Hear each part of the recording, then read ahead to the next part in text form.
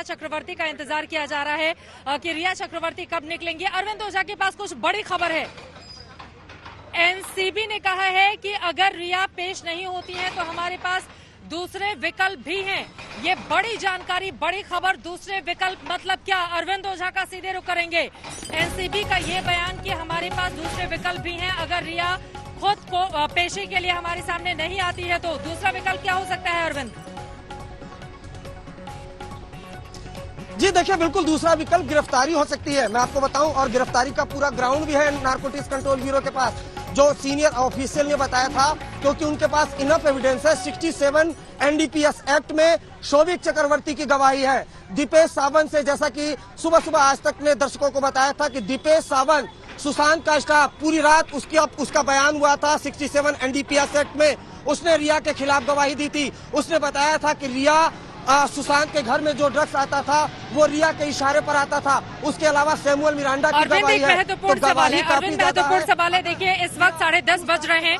आधे घंटे का वक्त है रिया चक्रवर्ती के पास। क्या इतनी देर में पहुंच जाएंगी वो एनसीबी दफ्तर अगर अभी निकलती हैं? हालांकि अंदर से कोई सुखबुगाहट मिल नहीं रही है कि रिया चक्रवर्ती अभी निकलेंगी। और जो पुलिस की टीम भी बाहर थी, मैं देख रही हूँ सिर्फ एक वैन खड़ी है, बाकी जो 2 गाड़ियां आई थी वो यहाँ से मूव कर चुकी है। अरविंद जी बिल्कुल चित्रा, 2 गाड़ियां आई थी, मूव की थी, जिनमें महिला अधिकारी थी। जरा एक बार संजय को कहूंगा कि तस्वीरें जरा टॉप ऊपर से दिखाएं कि वो जो मुंबई पुलिस की गाड़ी है, ये जो सड़क है, इसी सड़क पे जाना है। लेकिन जैसा आपने सवाल पूछा, अब आधे घंटे के अंदर नारकोटिक्स कंट्रोल ब्यूरो के दफ्तर पहुंचना मुमकिन नहीं है। अगर 11 बजे का टाइम है रिया चक्रवर्ती का वहां पहुंचने का, क्यों? क्योंकि तकरीबन यहां से 1.5 घंटे लगते हैं नारकोटिक्स कंट्रोल ब्यूरो के दफ्तर जाने में, जहां पर इस वक्त आप मौजूद हैं। तो फिलहाल की अगर बात करें तो आधा घंटा यानी 11 बजे तक तो रिया चक्रवर्ती नहीं पहुंच सकती हैं।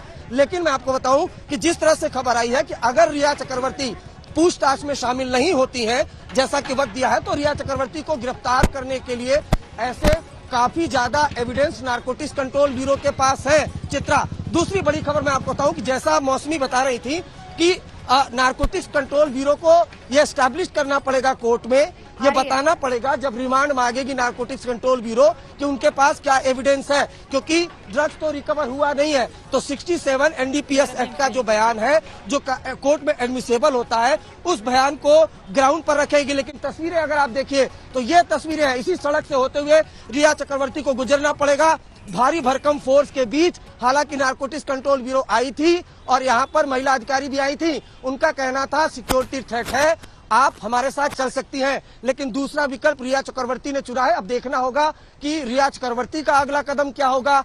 नारकोटिक्स कदम देखिए, एक गाड़ी और यहाँ से गुजरती हुई दिखाई दे, ये गाड़ी है। बहुत मुमकिन है कि गाड़ी यू टर्न करके यहाँ पर आए। तो देखिए, हलचल बढ़नी शुरू हो चुकी है मुंबई पुलिस की भी रिया चक्रवर्ती के घर के बाहर। रही बात दूसरे विकल्प की, तो अगर रिया चक्रवर्ती आज पूछताछ में शामिल नहीं होती हैं, जैसा कि वो अपनी रणनीति बना रही हैं, तो फिर मुंबई पुलिस के पास ये विकल्प होगा कि वो रिया चक्रवर्ती को यहाँ पर आए और गिरफ्तार करके ले जाए, क्योंकि नारकोटिक्स कंट्रोल ब्यूरो के पास ऐसे काफी ग्राउंड है। एनसीबी के अधिकारियों ने बताया था कि वो रिया बड़ी बात रिया अगर पेश नहीं होती है तो बहुत सारे विकल्प बचते हैं। क्या है विकल्प, आशुतोष?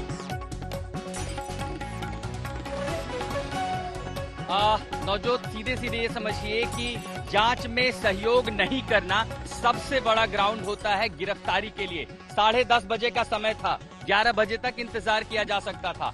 पहले समन का जो समय था 10:30 बजे, रिया उसे स्किप पहले ही कर चुकी हैं, नहीं पहुंची है। मेरी घड़ी में 10:35 हो रहे हैं, रिया नहीं पहुंची एनसीबी के दफ्तर में। दूसरी जानकारी, इस बिल्डिंग में ठीक पीछे जहां हेडक्वार्टर है, वहां वुमेन लॉकअप को साफ सुथरा करके रेडी करके रखा गया है। हाँ। क्योंकि रिया को भी पता है कि आगे हश्र क्या होने वाला है। शायद उन्होंने अपने वकीलों के साथ बातचीत करना सही समझा हो। लेकिन अगर वो स्किप करती हैं तो सीधे एनसीबी कोर्ट से जाकर के समन की बात करेगी या फिर उनके खिलाफ वारंट इशू करवा सकती है। जाहिर उनके वकील भी कोशिश करेंगे।